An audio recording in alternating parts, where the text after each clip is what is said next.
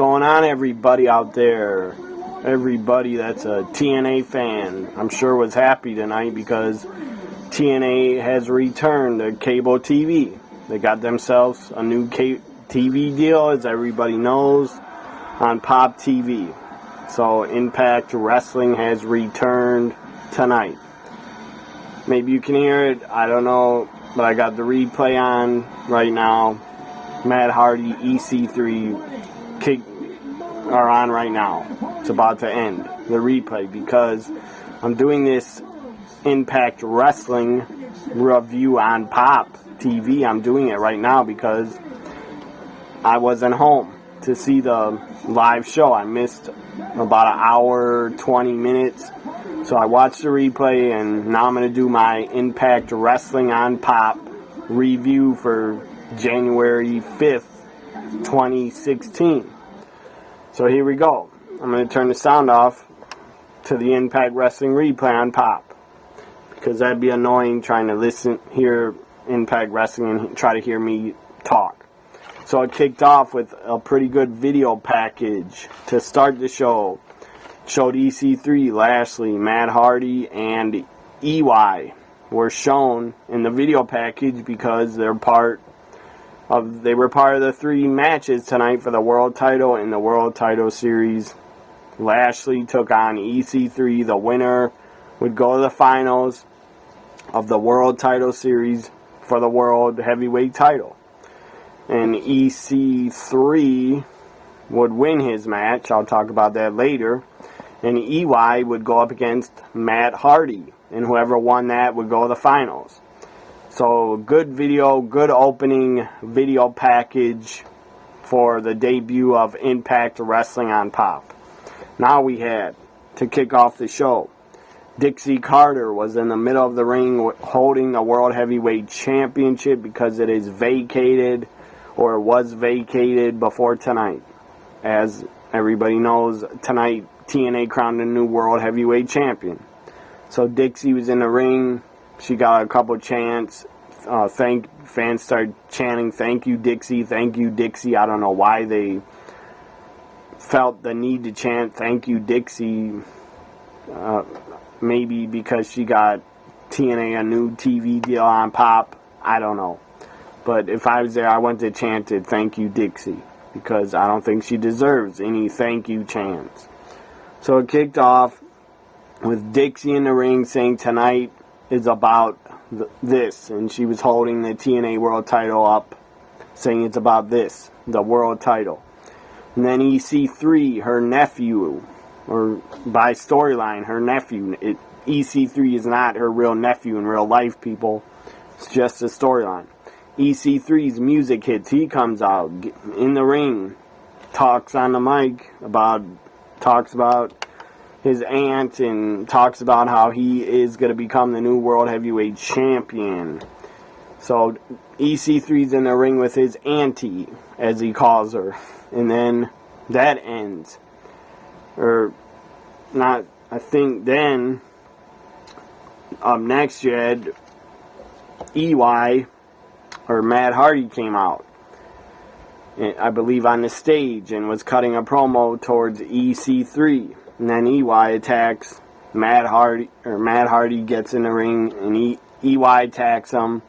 And then EC3 and Tigress join in, and they all attack Matt Hardy, beat him down. And then Lashley runs down to the ring, his music hits, or Lashley runs in and attacks EY, Tigress, and EC3.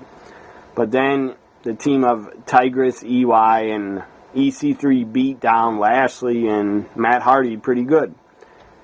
But then Matt Hardy gets up on the top rope, does a dive to the outside, and takes out all four. Takes out Lashley, EC3, Tigress, and EY. Takes them all out on the floor. That was pretty good to kick off the show.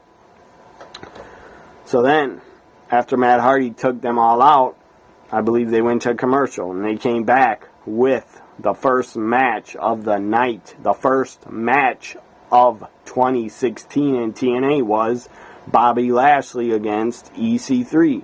World Title Series match. Winner would go to the finals to wrestle for the world title.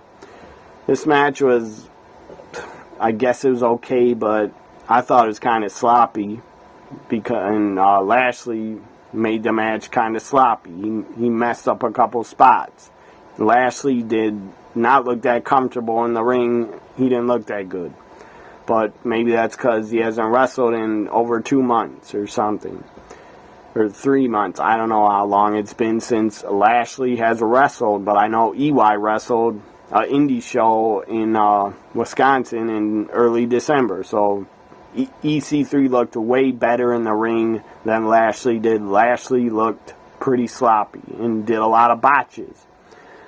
Anyways, Lashley was wearing this, and Tigress was at ringside. He interfered a lot. He was trying to trip Lashley and hold his leg and beat him up on the outside. And Lashley came to the ring. He was wearing a headband for some reason. I don't know why. I don't know if Lashley thinks he's Michael Jordan or what. I don't know why he had a headband on. It looked pretty stupid to me. That was odd and weird to see Lashley wearing a headband. The guy's not in the NBA. He's in TNA. Get rid of the headband, please, next time. So, EC3 wins. That was expected. That was the right thing to do. That was the right decision. That was the right booking to put EC3 over and have EC3 go into the finals for the world title. Up next was Kurt Angle shown backstage. They showed him on camera walking to the ring to come out. This was kind of surprising because I didn't expect to see Kurt Angle back in TNA on this show. But I guess Kurt Angle still has a contract until when, I don't know, maybe February. But Kurt Angle has said in the interviews that he will not re-sign, and he won't be re-signing with TNA to come back for a couple more years. But Kurt Angle came in the ring, cut a pretty damn good promo, said how thankful he was to the fans, that everybody loves him and stuff like that. Fans were really cool. They were chanting, "Thank you, Angle. Thank you, Angle." The guy deserves it. He's busted his ass since late 1999. Kurt Angle has been great. He's been a great, great pro wrestler, and he's been great, just great for the business, has Kurt Angle been. So, fans chanting, "Thank you, Angle, thank you, Angle." Kurt Angle looked like he was getting emotional. He looked like he was about to cry. He was getting choked up. I'm sure he was probably getting choked up because he knows his time in TNA is ending soon. And I would like to see Kurt Angle show up in the Royal Rumble. But now that he announced his farewell tour in TNA, I don't know what that means. I don't know if that means he's going to have one match or a couple matches in 2016 in TNA and then leave. And I don't know if Kurt Angle does leave after the Royal, or if he does leave TNA after the Royal Rumble happens. I don't know if the WWE even wants Kurt Angle and if they want to sign him. Because last time when Kurt Angle tried to go back to the WWE, Triple H refused to meet with him and talk about a contract with him, and Triple H said, talk to Vince, Vince. Kurt Angle talked to Vince, and Vince told Kurt Angle, talk to Triple H about getting a contract, talk to him about that. Triple H deals with the talent in their contracts nowadays, I guess. Triple H is running things as, I guess, the talent. He's a talent guy that signs the talent, like JR used to back in the day. So Vince told Kurt Angle, a legend, talk to Triple H and deal with Triple H if you want a contract and if you want to come back. So then I think Kurt Angle tried to contact Triple H, and Triple H basically told him, I think Triple H didn't even answer his phone calls. I don't know what really happened. I'm just guessing. But Triple H, I don't think, answered Kurt's phone calls and basically didn't respond to Kurt or told Kurt, if you don't want to be full-time, then we don't want you back unless you're going to be full-time. And Kurt Angle is a legend. The guy is a legend in pro wrestling. He's a WWE legend. He was a great WWE champion when he was champion, and he was a great world heavyweight champion when he was champion in the WWE. So WWE should have enough respect to give Kurt Angle a part-time deal, because he deserves that. I think he deserves that. He's done enough in his career. He deserves to be part-time. He doesn't have to be full-time. Kurt Angle is an attraction, and he can be built like an attraction. They could use him on two Raws a month, maybe one Raw a month. And then they could use him once on pay-per-views. So he doesn't have to work very much. He doesn't have to show up very much, because Kurt Angle is towards the end of his career. The guy does not have to be full-time, in my opinion, and Kurt Angle deserves to not be full-time and have the WWE run him downhill, like run him too hard on the road. They shouldn't do that to Kurt Angle. He deserves better. So, Kurt Angle gets emotional, but then we have somebody coming out interrupting Kurt, or not interrupting. Kurt says, I'm bringing this guy out because he's a future of TNA, and then he brings out Drew, what's his freaking name? Drew Galloway, I believe is his name. Then he brings out Drew Galloway. Used to be Drew McIntyre in the WWE. So Kurt brings out Drew Galloway is his name. I'll just call him Drew because it's easier. So then Drew comes out and says what a fan he is of Kurt Angle, and he feels like he's a little boy inside, really excited to be in the same ring as Kurt Angle. And then they get interrupted by Jesse Goddard. Then Jesse Goddard comes out and cuts a stupid, or first, after they show Kurt Angle backstage, and then Drew comes out in the ring with Kurt, then Jesse Goddard comes out, cuts a promo, or before Jesse comes out, I think they went to a commercial or something like that, and they show the Miracle. The Miracle happens tonight. They show a promo video for the Miracle happening tonight that he's debuting in TNA. And then after that, they show a Bobby Roode promo backstage saying he challenges anybody from any organization, from any wrestling company. He challenges them tonight to face him for his King of the Mountain championship. And then after the Bobby Roode promo, as I said, Kurt Angle got emotional and brought out Drew Galloway, and then says he's him and Drew are gonna have a one-on-one match next week for Kurt Angle's farewell tour. And then Jesse Goddard interrupts and comes out on the stage, cuts a promo about how he's the future of TNA. And then this guy Eli Drake comes out, interrupts him, talks about how he's a future, and him and Jesse could team up and take out Drew and Kurt Angle if they wanted to. I don't know where Eli Drake came from. I don't think he's in Ring of Honor. Maybe he came from New Japan or somewhere. I don't know where Eli Drake came from. I never heard of the guy before. But he's in TNA still. And Eli Drake was in The Rising last year with Drew. So I guess they know each other. Or they did. Before TNA, they must have knew each other. So then Kurt Angle gets on the mic, keeps telling Eli Drake and Jesse Goddard to shut the hell up. Shut the hell up. And if you want to keep talking, just keep talking. Instead of that talking, come down to the ring and fight us. So then they get in the ring.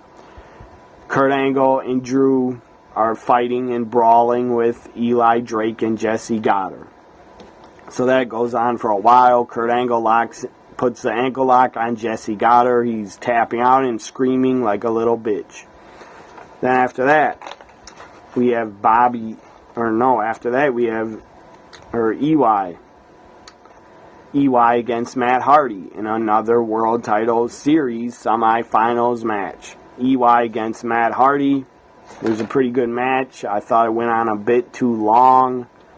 Felt like it went on about 20 minutes, but whatever. It was a good match. Don't get me wrong. EY Matt Hardy was a good match, but I thought it went on too long. Matt Hardy wins. That was expected. That was the right thing to do. Right booking decision to do is put over Matt Hardy to go on to face EC3. Because Matt Hardy's the one that got stripped the world title by EC3 suing him or something like that. So up next, after Matt Hardy beats EY and Matt Hardy's on to the finals for the world title, we have Bobby Roode come out and challenge anybody from any different company. I wish it would have been somebody else to challenge Bobby Roode because I didn't care to see Bram. The guy is a woman abuser. I don't know how his charges that he beat up his girlfriend, and the guy's in jail for a couple days. I don't know how he got out of jail and got his charges. I don't even know if his charges are dropped and all that. Whatever. I don't know if they're dropped, but I believe the guy is a woman abuser, and he shouldn't be anywhere near pro wrestling. He doesn't deserve to be in TNA if he abused his girlfriend. But if his charges were all dropped, whatever, then he has to make a living, I guess, and he's getting a second chance because he's a good wrestler, and TNA needs him, I guess. So TNA is giving Bram a second chance, but in my opinion, Bram should not get another chance. He just should not get another chance if he beat up his girlfriend or his ex-girlfriend, whatever she was. It was wrong what Bram did, and the guy did serve his time, but still, if he still has a court date and all his charges were not dropped, and if the guy still has a court date, I don't know why in the fuck TNA would re-sign him if he still has court dates and could go back to prison. That's pointless for TNA to sign Bram if he's going to go back to jail. Then they just wasted their money and they look like a bunch of fucking idiots for signing Bram because he's a woman abuser. But I guess his charges were all dropped. I don't know if they were or not, but I guess they were because Bram challenged Bobby Roode for the King of the Mountain Championship. And then EY comes out, interferes, and attacks Bobby Roode. And then after he attacks Bobby Roode, he's about to power drive Bobby Roode. Bobby Roode reverses it, backdrops Eric Young over him. Then James Storm comes out and makes an appearance. James Storm, the guy that was in NXT and wrestled 2 matches in NXT. James Storm returns to TNA. I heard this on the internet. I read this last night. Or Monday, I read that James Storm would be returning to TNA and that he might show up. That he probably was going to show up on Impact on Pop. Well, he did. And I don't know why. I guess James Storm feels more at home in TNA, feels more comfortable in TNA. Maybe WWE offered him a contract and he didn't like the money offer. James Storm must have been upset at WWE's offer to him because he never signed a contract to be in the WWE or to be in NXT. And that's pretty sad that maybe he wasn't offered a contract, or James Storm was just maybe using NXT to get more money out of TNA for a new contract. And I'm sure TNA paid James Storm very, very well to get him to come back.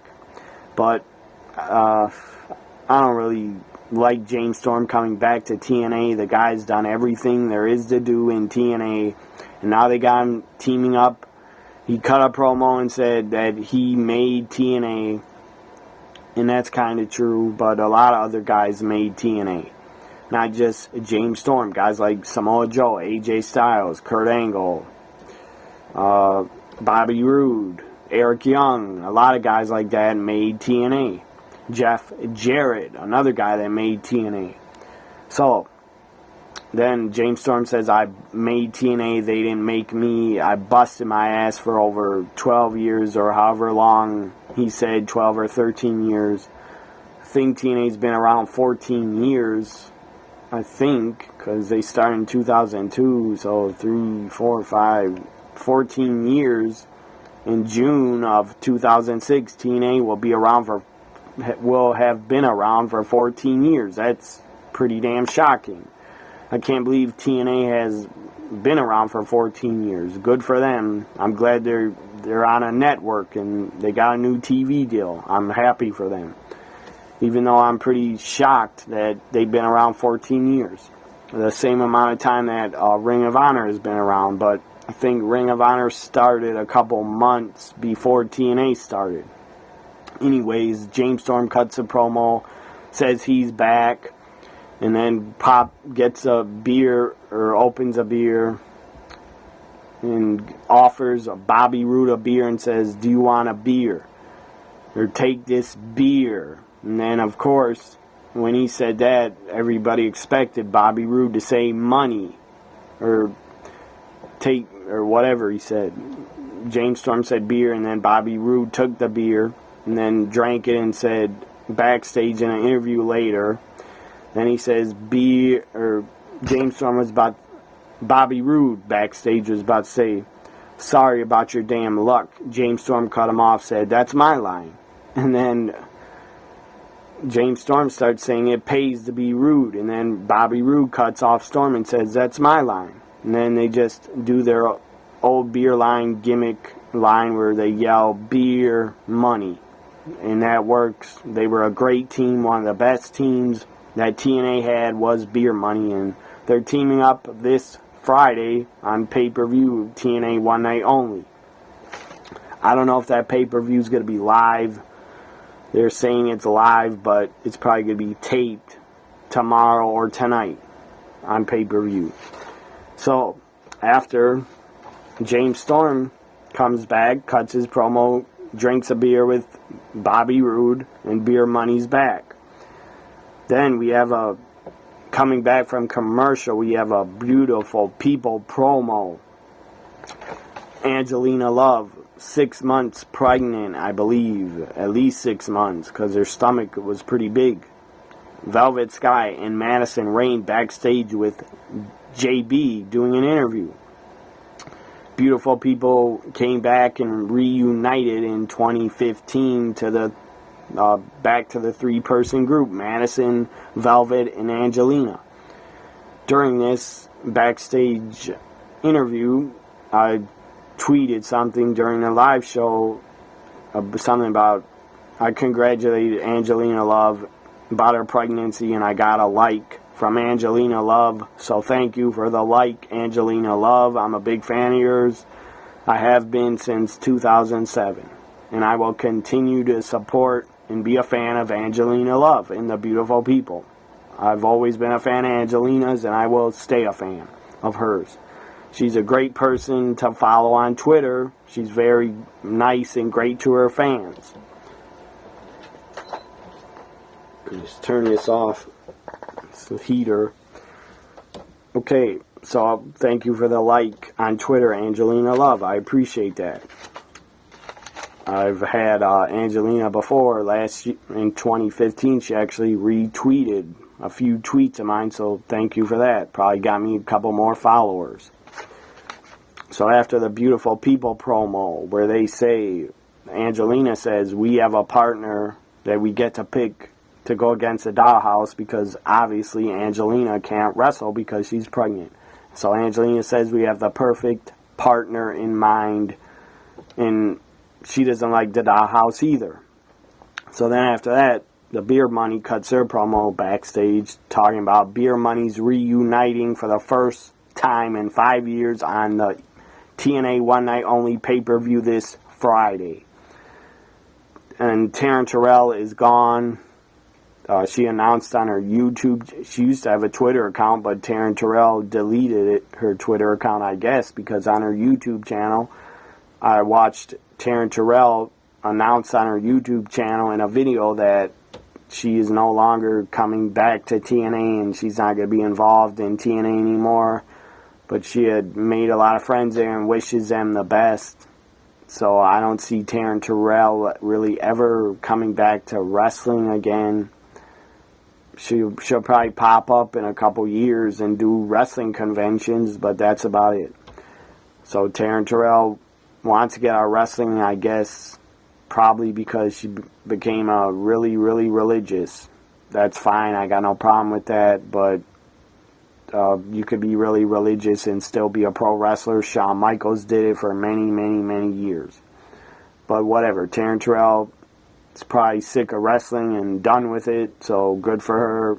I wish her the best in her future, in her life, out of wrestling.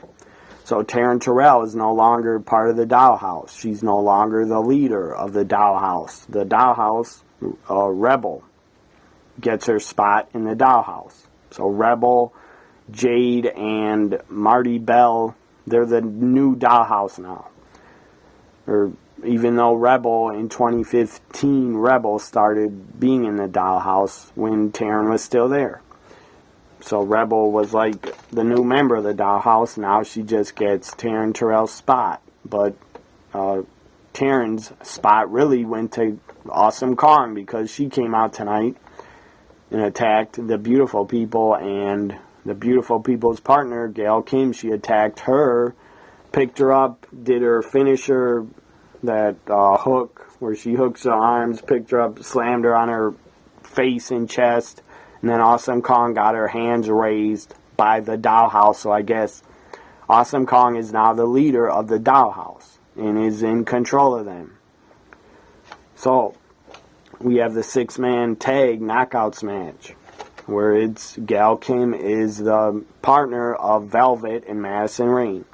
Velvet still look damn good. She's still in her prime in her career. Madison Rayne looked damn good. She's still in her prime. And Gail Kim is still the Knockouts champion. She's in her prime still, even though she's, I think, 34 or maybe older. I don't really know the age of Gail Kim. I just know she's over 30. But Gail Kim still is in her prime in her career. And she looks damn good. And Rebel looks damn good too. Jade and Marty Bell, I'm not really into how they look. So, the match ends.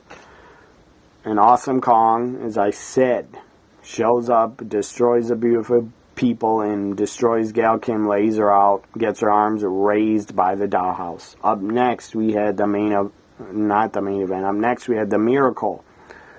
Michael Bennett, or Mike Bennett, as Maria called him. Maria was standing on the stage with a spotlight on her, talking, cutting a promo about miracles. And then Maria said, "Do you believe in miracles?" "I do." And then she goes, "Here is Mike Bennett." Then he comes out dressed in a suit. Mike Bennett and Maria walk to the ring. Mike Bennett cuts a promo, pretty good promo. And now Mike Bennett and Maria are in TNA Wrestling, and they debuted tonight in TNA. Obviously, everybody that reads wrestling news knew that Maria and Mike Bennett, everybody already knew that reads the internet and reads wrestling dirt sheets, everybody already knew they were leaving TNA and leaving Ring of Honor and going to TNA. I'm happy for Mike Bennett. Guy's a great talent. And I'm happy for Maria. She's still hot as hell. And she's great in wrestling as a heel manager. She's a hell of a manager. So the Miracle, Mike Bennett, and Maria are now in TNA. On to the main event. Matt Hardy against EC3 for the TNA World Title. The finals of the World Title Series, which the World Title Series, I believe, had like 30 wrestlers and knockouts in it. A total of 30 of them in the World Title Series tournament. It felt like it lasted 3-4 months. It went on way too long. And they called it the World Title Series probably because the World Series was about to happen at the time. But the World Title Series kept going on and on and on and on after the World Series was already over. Anyways, Matt Hardy, EC3 have a pretty damn good match. They have great chemistry in the ring together. They put on a great match. They work really well together, as I said on Twitter. They had a great match. No interference. EC3 wins clean and becomes the two-time TNA World Heavyweight Champion. Congratulations to EC3. I'm a big fan of his. The guy is money. The guy is money. And the guy is the franchise of TNA, in my opinion. Him and Drew are the franchise of TNA, and they should be the future of TNA. So EC3 becomes a two-time World Heavyweight Champion. As I said, the guy's money is a heel. I don't think EC3 would work really ever as a babyface. The guy is a natural born heel. Glad EC3 won the world title. I was kind of afraid Matt Hardy was going to win. Even though if Matt Hardy did win, I wouldn't have been upset. I would have been fine with it. But I'm much more happy that EC3 is now the TNA World Heavyweight Champion going into 2016, kicking the year off right. For this live show, TNA did a pretty good job to kick off 2016. I thought it was a good start for TNA in 2016. It was a good show in what TNA has to do. I hope they hear me, and I hope somebody from TNA watches this video. And I tweeted it on Twitter. TNA has to do more live shows. On Tuesday nights, they have to do more live Impact Wrestling shows on Pop. They have got to. They have to do more live shows on Pop. They just have to in 2016, because if they do more live shows, it will be able to keep a good fan base for TNA Impact Wrestling into 2016. They keep doing like one live show a month and then tape 3 others. I'm fine with that. But if they don't do any live shows for like once every 3 months, that's not enough to do that, because TNA doesn't really have live Sunday pay-per-views anymore. I believe their pay-per-views are all going to be taped, and all their pay-per-views are one-night only pay-per-views, and until June, when I think they still have Slammiversary on pay-per-view. So TNA in 2016, please, I'm begging you, TNA, please do more live shows on Pop. You're on a new network. You have to do more live shows if you want to keep your fan base happy. If you don't do more live shows, your fan base, the ones that watched you tonight on January 5th, if you don't do more live shows, your fan base will not stay around, and they'll give up on you and they'll leave, and they'll stop watching Impact on Pop. So I really hope TNA does more live shows in 2016. I hope they do way more live shows than they did on Destination America, because they really hardly did any. And TNA did a lot of live shows when they were on Spike throughout the years, because Spike had more money and probably paid for the live shows. Hopefully Pop, the network, Pop TV, hopefully they put more money into TNA and get behind TNA and put on more live shows for TNA, because that will grow the fan base. Trust me, TNA, if you put on more live shows, more fans will come and watch. They just will. If you don't put on more live shows, the fans you have left and the new fans you made on January 5th, those fans will go away if you stop doing live shows every month. So please, I'm begging you, TNA, please do more live shows in 2016. This ends my Impact on Pop review. Hope you enjoyed it. Follow me on Twitter at TNA WWE Guy and at NXT WWE Guy. Hope you enjoyed my Impact on Pop review. The show did pop tonight. It was pretty good. I enjoyed it. Bye for now, everybody.